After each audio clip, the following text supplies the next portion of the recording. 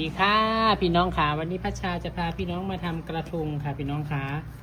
กระทงกลีบเล็บคุดนะคะอันดับแรกเอาใบตองมาความกว้างประมาณ 1-2 นิ้วพับเป็นสามเหลี่ยมลักษณะแบบนี้หันหลังกลับนำดอกพุดนะคะวางลงไป1 ดอกพับขวาและพับซ้ายเข้ามาค่ะเราก็จะได้ลักษณะของกลีบเล็บคุดแบบนี้นะคะพี่น้องค่ะมือพัดลมถือไอ้หันพัดลมให้แน่ไอ้หันพัดลมหนีให้แน่เสียงพัดลมเข้ามาในคลิปพี่น้องค่ะหลังจากนั้นก็พับใบตองเป็นสามเหลี่ยมลักษณะแบบนี้ค่ะแล้วก็เย็บลงไป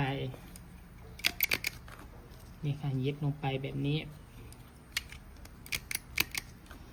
นี่ค่ะเราจะใช้1 กลีบเราจะใช้กลีบเล็บพุดเล็กๆแบบนี้4 กลีบนะคะเพื่อจะได้กลีบกระทงแต่ละกลีบแต่ดอกพุดมันเยอะพี่น้องขามันดอกเต็มเราไม่ได้ใช้งานเสียดายก็เลยเก็บมาทำคลิปให้พี่น้องดูเนาะก็จะได้ลักษณะแบบนี้นะคะพี่น้องค่ะกล้องคือบอยากโฟกัสแต่เป็นอะไรนี่คือเป็นทรงเบอร์ค่อยตั้งค่ากล้องบ่ปิ่นบ่พี่น้องหลังจากนั้นเอาใบตองแผ่นใหญ่มา1 แผ่นค่ะความกว้างประมาณ5 นิ้วพับเป็นสามเหลี่ยมหัวจอดกันอย่างนี้เด้อ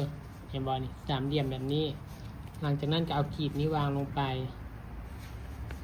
พับขวาพับซ้ายออกมาเราก็จะได้กลีบกระทงค่ะพี่น้องค่ะตอน1 กลีบเป็นลักษณะแบบนี้นะคะเย็บลงไปให้เรียบร้อยตัดส่วนเกินออกหลังจากนั้นก็ประกอบเราได้จำนวนกลีบที่ต้องการแล้วก็ประกอบไม่ต้องดราม่าว่าเอาโฟมมาทำโดยพี่น้องมันจะมีบางคนที่ชอบดราม่าว่าคือเอาโฟมมาทำคือเอาต้นกล้วยพี่น้องต้องเข้าใจว่ามาทำให้ดูนะคะทำคลิปทำให้ดูไม่ได้ทำไปลอยไม่ได้ทำไปขายเนาะพี่น้องเนาะถ้าคุณเข้าใจก็จะเข้าใจคนแบบว่าอยากคอมเมนต์หาเรื่องกับว่าทำไมไม่ใช่ต้นกล้วยไม่มีวัสดุธรรมชาติเลยโฟมค่ะพัชชามันทำให้ดูเป็นตัวอย่างเผื่อพี่น้องอยากเอาไปทำขายอยากเอาไปทำลอยอันนั้นแล้วแต่นะคะพี่น้องคะโปรดเข้าใจนะคะ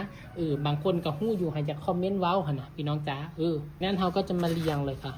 พอเขาได้กลีบตัวนี้แล้วบดได้ยากพี่น้องคะพัชชาทำทั้งหมด16 กลีบนะคะใหญ่เล็กตามกระทงของเราค่ะพี่น้องคะวางลงไปก่อนเสียบตะปู1 ดอกก่อนเพราะว่าเผื่อเราจะแก้ไขมันจะได้ง่ายพี่น้องคะพัชชาทำทั้งหมดนี้เป็น16 กลีบค่ะชั้นละ8 กลีบเราจะวางสับวางนะคะพี่น้องคะเสียบลงไปก่อนนี่ค่ะวางแบบนี้ลงไปก่อนพัชชาวางลงไป4 ทิศก่อนเพราะว่าเวลาประกอบมันจะได้ง่ายเห็นไหมกระทงฐานไม่ได้กว้างหรอกแต่เวลาเราประกอบออกมาแล้วมันคือกระทงใหญ่เลยเพราะว่ากลีบของเรามันมีขนาดใหญ่พี่น้องคะทำขายได้ทำเป็นลอยได้นะคะพี่น้องคะอันนี้เป็นแบบง่ายๆแต่คิดว่าน่าจะสวยนะคะเพราะว่าพัชชาคิดได้แล้วก็ทำเลยไม่ได้รอนู่นรอนี่นะคะพี่น้องคะดูตัวนี้กลีบเล็กเอาไว้ข้างในเพราะแต่ละกลีบเราก็ไม่ใช่ว่าจะเท่ากันเป๊ะๆนะพี่น้องอันนี้เรื่องจริงนะคะช่องพัชชาไม่มีวัดไม่มีว่ากี่นิ้วกี่เซนหรอกพี่น้องเพราะว่าไปทำงานจริงๆไม่ได้มานั่งวัดหรอกอันนี้ว่าความจริงได้ถ้าว่าในเรื่องจริงเพราะประสบการณ์ที่ค่อยฮิตมาค่อยบ่เคยมานั่งวัดนะพี่น้องค่อยใช้การกะนะคะมือใหม่เพิ่งก็จะถามอันนี้กี่นิ้วอันนี้กี่เซนเขาค่อยบ่ตอบบ่ได้ค่อยกะค่อยใช้การกะเพราะว่าเวลาทำงานจริงๆค่อยบ่ได้มานั่งวัดเพราะว่าทั้งงานมันหลายๆจะมานั่งวัดอยู่หันบ่แล้วครับพี่น้องคะอันนี้ว่าความจริงนะบางคนก็สิว่าเฮ็ดงานบ่เรียบร้อยกันแล้วแต่คนสิมองนะคะลูกค้าถูกใจค่อยก็โอเคแล้วค่ะเพราะว่าคนที่วัดนะ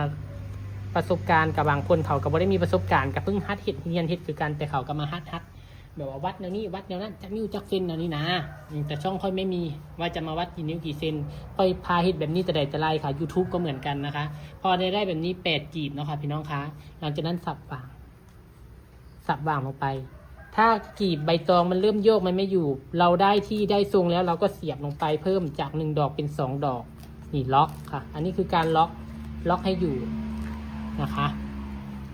ล็อก2 ดอกหมดแล้วตะปู2 ดอกขวาซ้ายหมดเลยต่อไปให้สับวางแบบนี้ค่ะพี่น้องคะสับวางเรียงจนอ้อมกระทงนะคะพี่น้องคะ